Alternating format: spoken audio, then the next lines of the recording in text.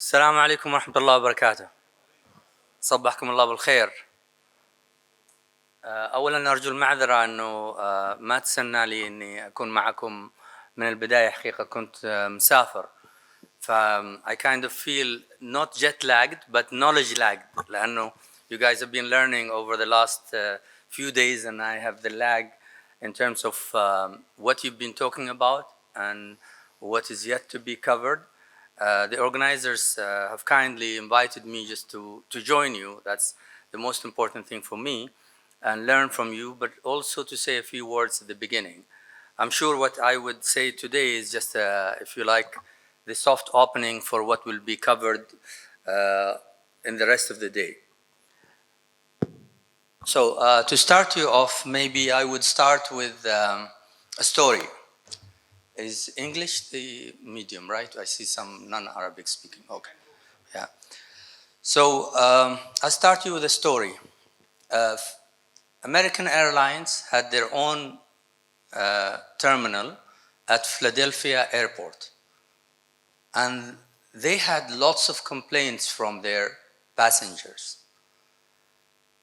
And they couldn't figure out what was the source of complaints at this terminal. It was a brand new terminal. They felt they got the service to the quality that is standard for American Airlines in any other airport, yet this particular terminal has more complaints than any other terminal.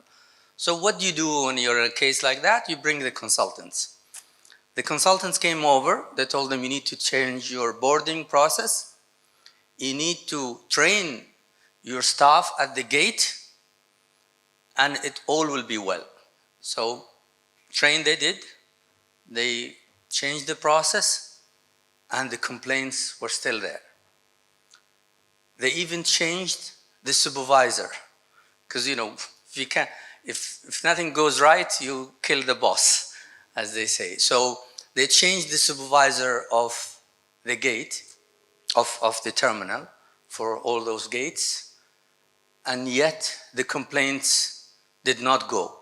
So some people suggested it's probably just grumpy Philadelphians who are always complaining, but then they discovered that most of the travelers are not Philadelphians. They're people from other states that are coming to Philadelphia as the first capital of the US, a big business hub, to do business. So they went to a data analytics company. I'll tell you more about that company later, but this data analytics company, after a couple of weeks, told them, your problem is coffee. So an airline company was surprised. Our problem is coffee? We're not even in the coffee business. They told them, your problem is coffee. This is a whole new terminal. There is no coffee shop. Once you go past security, there's no coffee. And your passengers are complaining because they want to get into the plane so they can order their coffee. So what you need to do is start with giving them free coffee and donuts. Donuts is the companion of coffee all the time.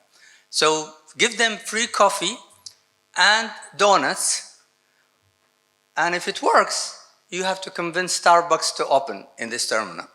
It did work. And later Starbucks opened and the problem disappeared completely.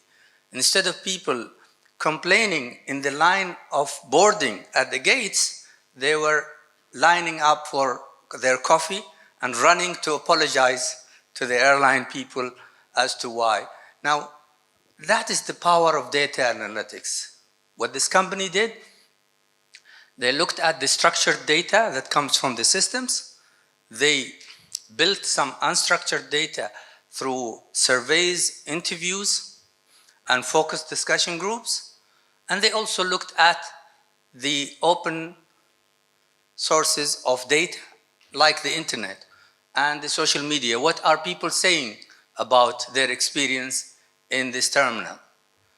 And they found out what the cause is. Trust me, I've been in consulting now for 4 years. No other consultant would have guessed that coffee is the problem. So that is the power of data analytics. I thought I'll start you off with that. How do I change slides? I feel powerless. Okay, I know this is elementary, but I was a teacher for many years, so I'll start, I continue to be. Just to remind you with how we started with data, which is facts and figures. And then we kind of manipulated this data, presented it differently to create what we call information, which is essentially useful data. Because when someone throws, pile of data on your desk, you're not able to figure out how to use it. So they turned it into information. Now, at this stage, now we're dealing with knowledge. Knowledge is the summation or the combined information plus experience. And experience, in our case today, is the key figure. I spent an afternoon in Georgia at our university with a professor who was just poached from Russia. He's worked in Ukraine and Russia, but his last job was in Russia.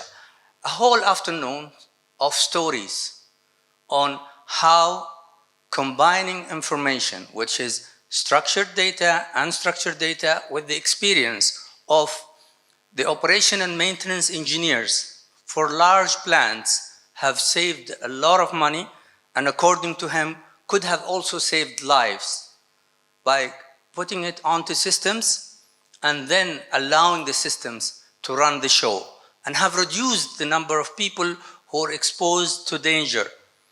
So the combination of information, be it structured or unstructured, and I do really push for more and more unstructured, and I know, Amer, this is what you do at the Arabian Research Bureau, and we have not seen, in fact, myself, being in the computer science, AI, and IT business for a long time, I did not realize how important is unstructured data and open source data until the last 3 or 4 years.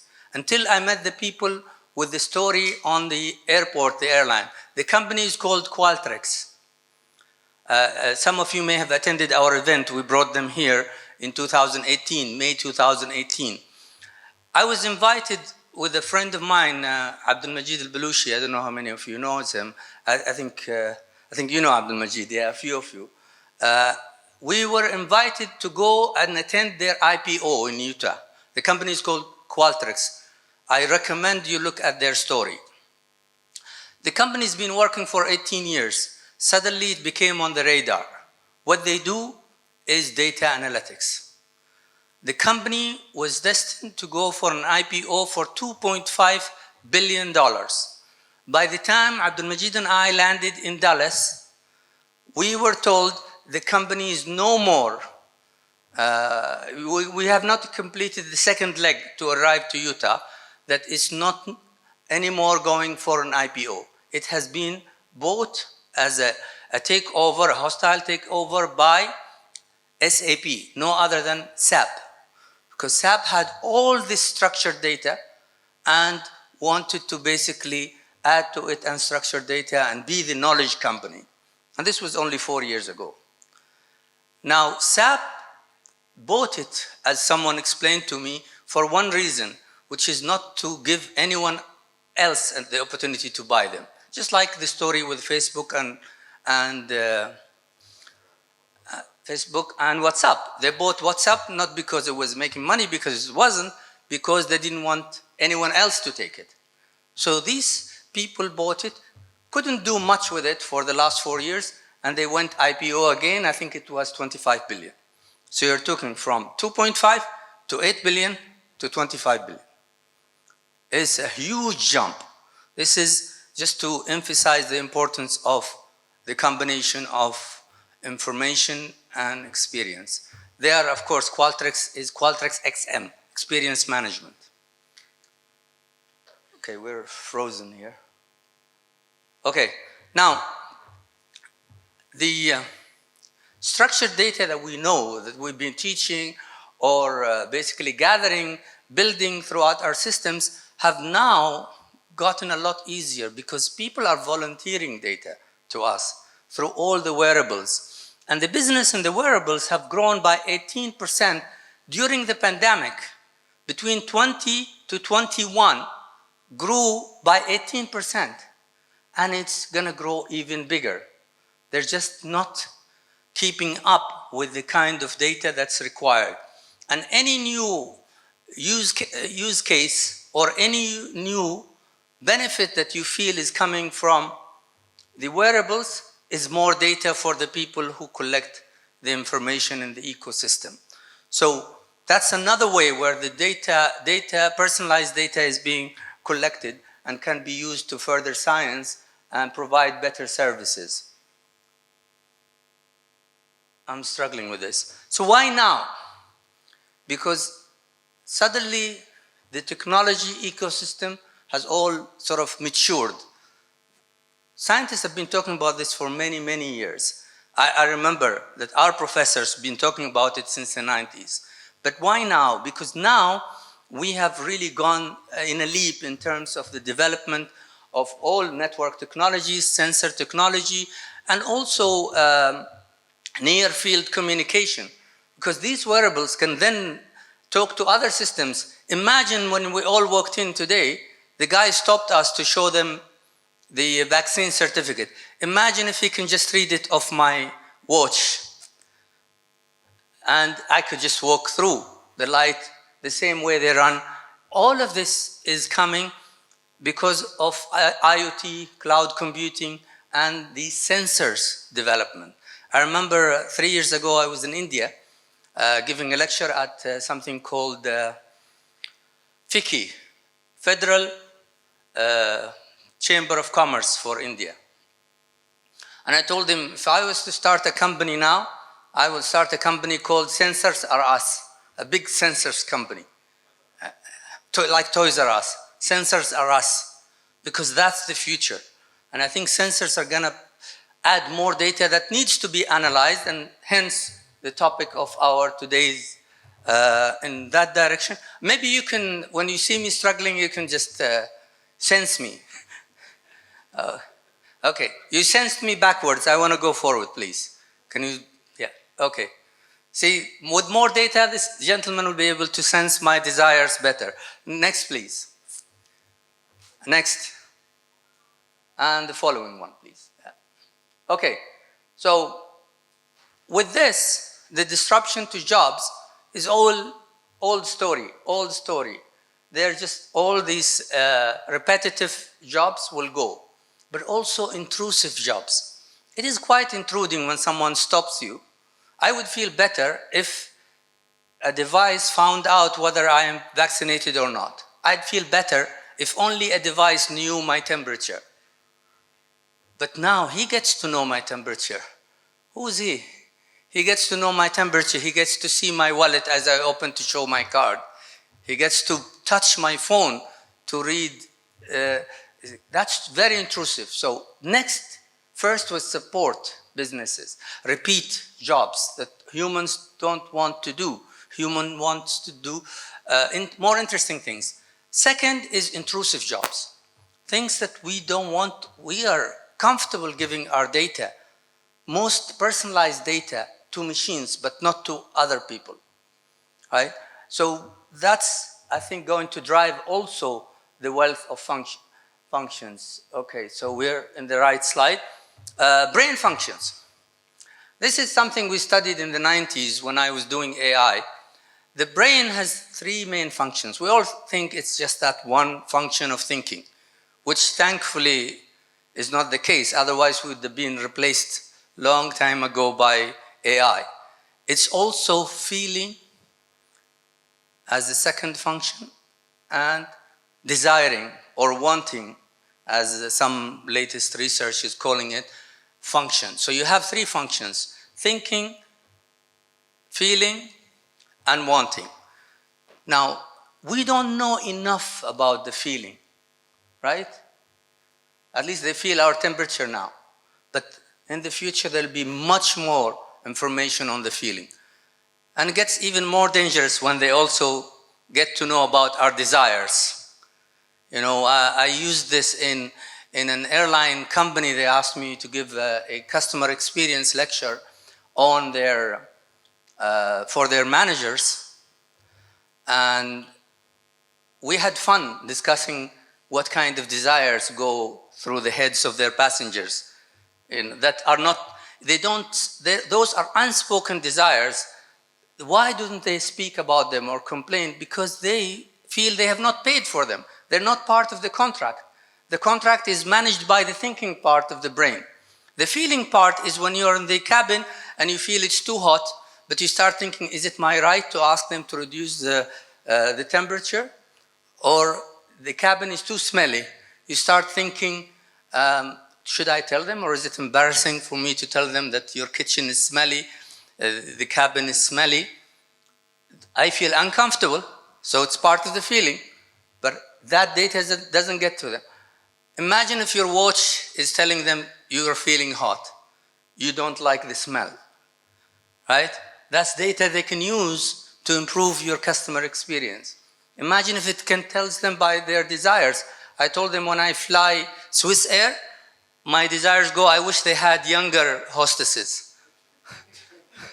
Those of you who've flown Swiss Air, you would know that they always have, everyone who retires from other airlines, they work for this airline somehow. That's my guess. Of course, it's not true. So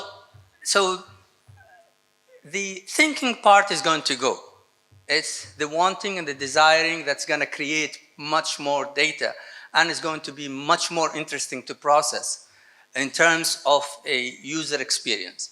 Now, I think this model you might have covered. This is something, I teach at New Vision, and we talk about the knowing, which is previous experience and known facts. And really, that was the subject of my afternoon.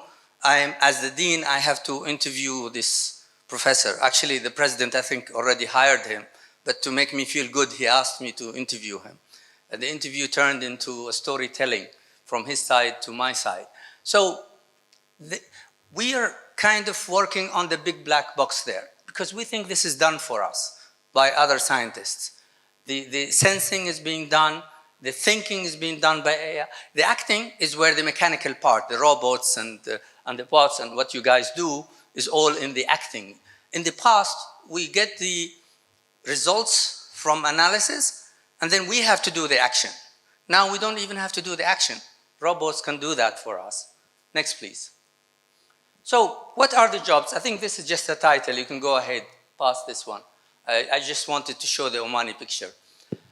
So what do we go for? Every revolution that we've gone through has had jobs that are more interesting, gives you better earning, fast growing industry, and there's big local demand, as you would testify, and many of you who work in the area. There's just not enough. Imagine we've been hunting for a data science professor since 2018. We just found one who would accept to move for a university salary. I guess he was approaching his retiring time, and the salary was way above everyone else, to be honest. Because we know that we will get students from all around the world. Right now, our #1 students are from England. But we know we can go more, beyond if we have a data science master's, which is not going to come for the next 3 years, so don't start applying. We need to work on the accreditation and everything else. So demand is there, and what are people looking for? This is just further data on that. Data scientists have been named the #1 job, and they will be responsible for the growth of jobs in the industry as a whole, in the IT industry as a whole, by 27%, all the way to 2026 and beyond. But from my experience, all these predictions have always come short. Even Gartner, who are my favorite analysts of the future, they've always been, I would say, prudent in their predictions. I use the word prudent because I like them. I would normally say conservative, but they've been prudent in their prediction of the future. Remember when they said that IP transit will grow 5 times between 2010 and 2015, that was enough data for us at Omantel to build cables. We built 14 cables, submarine cables, and Sheikh Abdullah will know. But after that, when we calculated between 2010 and 2015, it actually grew 12 times, not 5 times. They predicted it will grow. So everything is just growing beyond our ability to predict it. Next, please. So this is the meat of my speech here today. We are looking for people like those. We're looking for machine learning engineers. Universities are finding it difficult to create people who would do this. So companies are better, are doing that. People who have experience or just running it, people who come from mathematical background, statistical background. For example, the person I talked about, the professor, he's actually a professor of mathematics, but then moved here. And then you have the machine learning scientists. Because if we just depend on the machine learning engineers, they will be making the same algorithms. Yeah, and it's like breeding babies that all look alike, will clones of each other. I've looked at many algorithms. I'm sure some of you who are in the field have seen that. They all look alike. They all look alike, and they tell you, I was with a company in the region, and their provider told them, this algorithm was especially designed for you. It wasn't. It was just a copycat of another algorithm I've seen in Holland, an oil company, you can guess. So the idea is, you're from Aramco. So basically, we need the research in order to create more original algorithms that will be more efficient and will be able to handle a wider space of data and will be able to learn faster. Because these machines for our region, these algorithms, and I'm sure the practitioners will testify, take too long to learn. Why? Because we are a very small population of data. We generate very little data.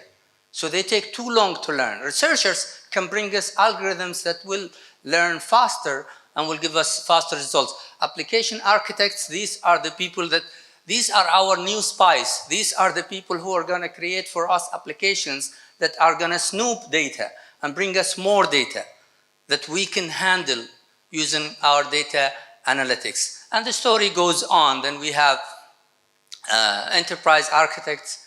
Again, it's to do with speed. The whole system has to be architected in a way that allows us to take as many data as possible, be able to process it, and predict the future. Data architects, again, that's the building block. Remember when we were teaching some of the doctors here, data architectures?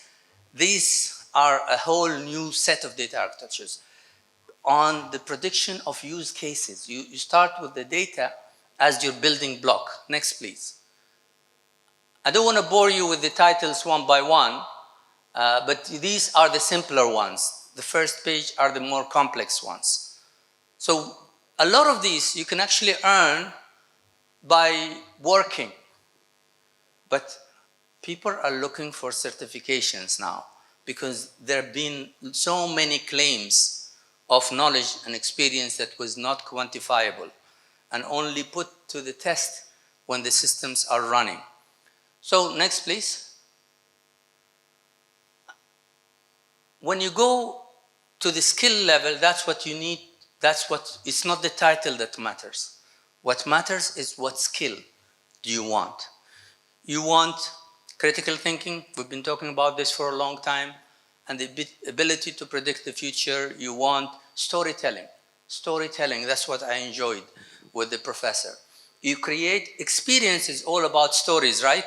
That's why they tell you when you do something nice, you'll be able to tell it to your grandchildren. But now you can tell it to a data scientist who can build it into the system and then deny the next guy from the stories.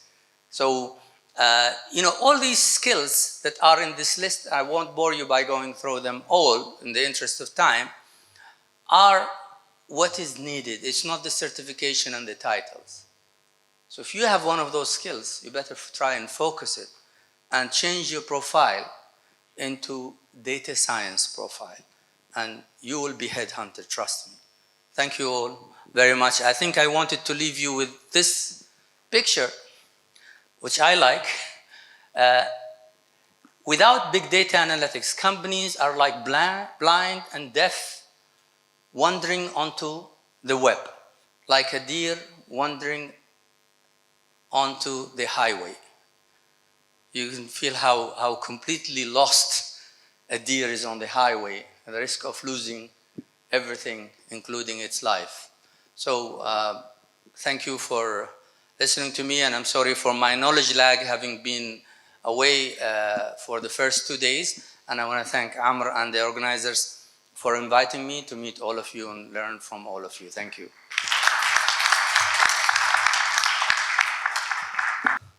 Please. Doctor, assalamu alaikum. Assalam, sa'adak. Oh, it's not going to be easy. You talked about experience, which is very well.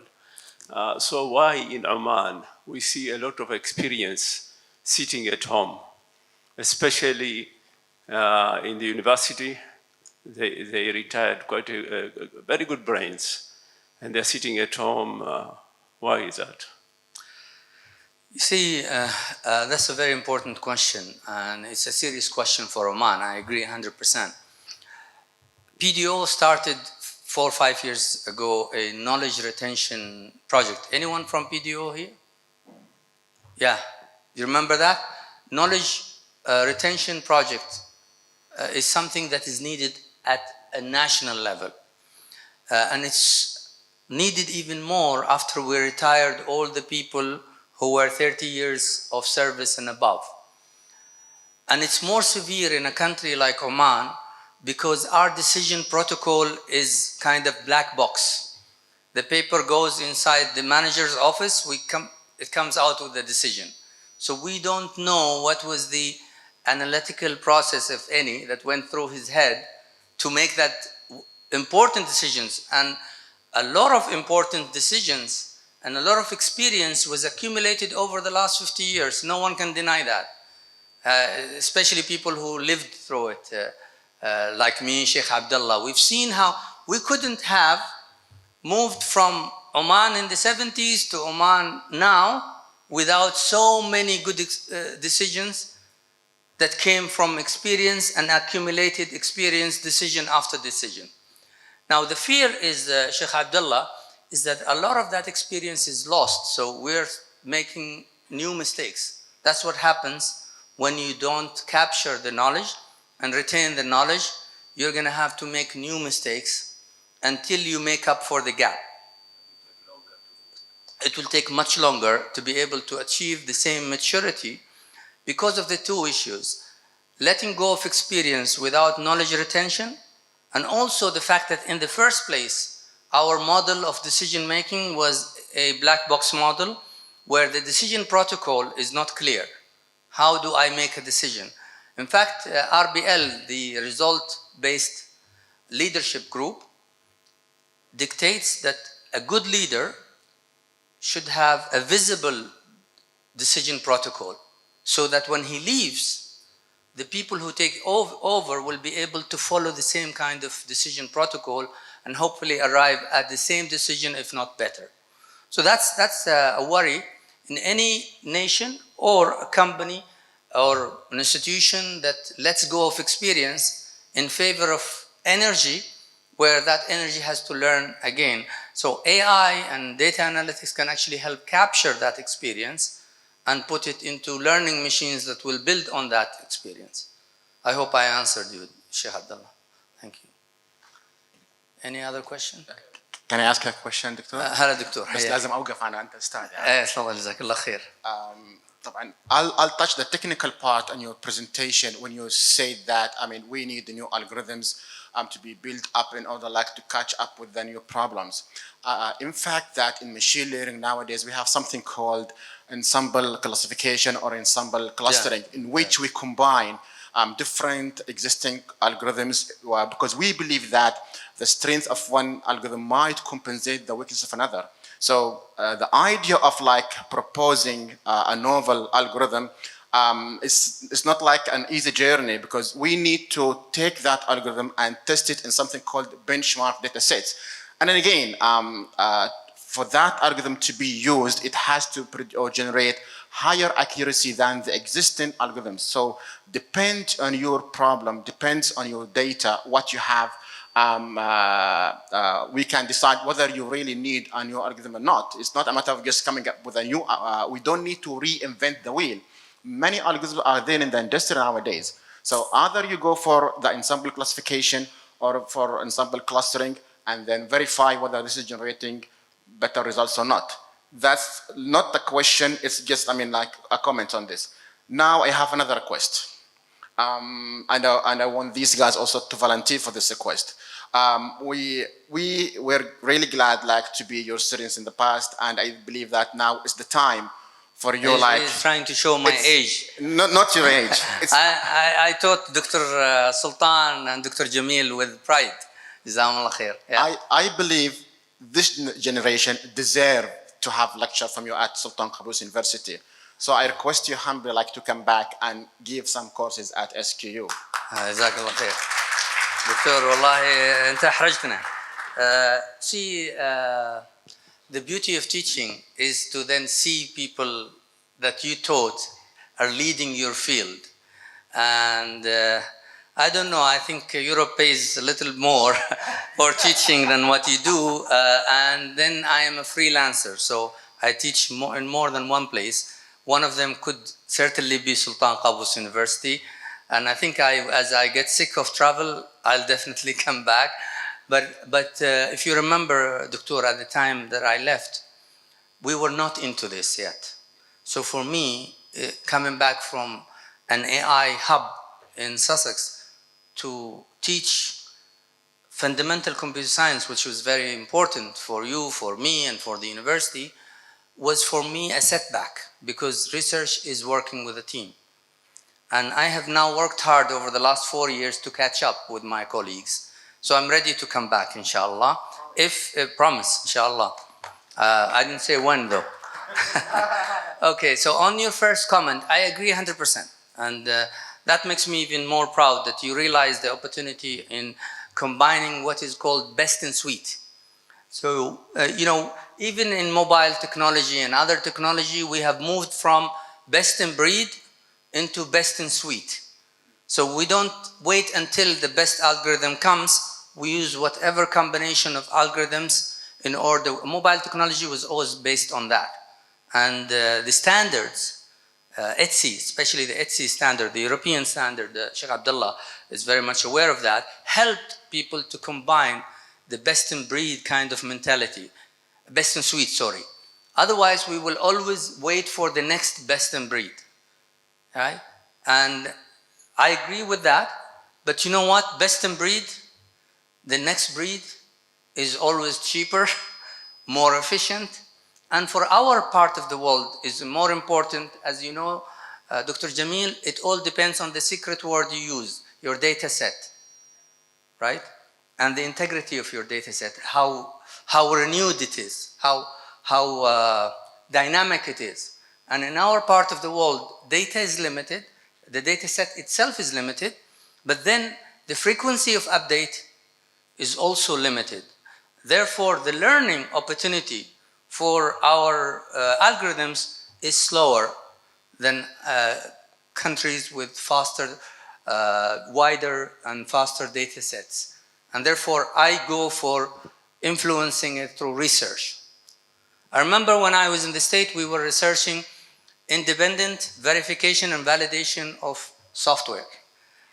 And one of our visitors, I was supposed to be his guide, he told me, "You're just a glorified testing place." I said, "Yeah, it is testing, but we're not only testing the result, which is the validation, we're also testing the process, how you're building the software. So we test both. The validation, the sentence I use, we're not testing that did we build the right thing, which is the validation. Did we build the right thing? We are also testing, are we building it right? So between the combination of the two has improved testing in a big way, so that right now we see lots of improvement in the quality of systems first time. You know, beta, we don't hear beta a lot nowadays, right? It's the system runs from first version and it runs very well, thanks to research that was done by NASA and others on testing. But maybe we called it verification and validation, but as this visitor said, it was testing. To learn to do research on data analytics is very important. I don't expect a small country like Oman to have huge research, but I expect individuals from Oman to work with groups around the world and bring new algorithms that will suit the requirements of our region. I think we'll stop the questions here. Thank you very much. Thank you, Dr. Jamil.